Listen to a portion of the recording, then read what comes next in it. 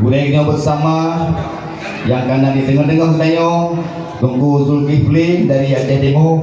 Mudah-mudahan yang Nur sampaikan itu akan menjadi pedoman kegedeannya dalam mudik di dunianya untuk dawa alam akhirat singa. Salam takzim mulia danyo teristimewa kepada Sambino Mualim, anggota DPR Aceh, Bunda Salma, yang kanan di tengah-tengah danyo. Terima kasih Bunda atas kehadiran. Nya lu buka baju tapi lumpang dan gawe-gawe, ya kan? Kemudian kata Bunda ada apa yang sampaikan Mbak Undron Mandung khususnya di Gung Sendang dan masyarakat Bunda Mahmud bahwa luntuan lepas dan di sini dan juga lu pimpin lembaga DPR Kabupaten Aceh Utara. Yang kedua ke nyo hana lepas daripada dukungan Bunda Salma.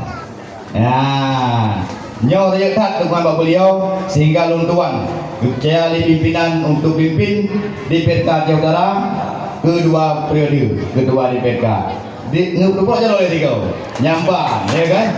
Beda bagus tadi. Tadi bertanya undang. Nah, ya kan? Nyo insyaallah. Mudah-mudahan amanah yang nambah pundak luntuan menjadi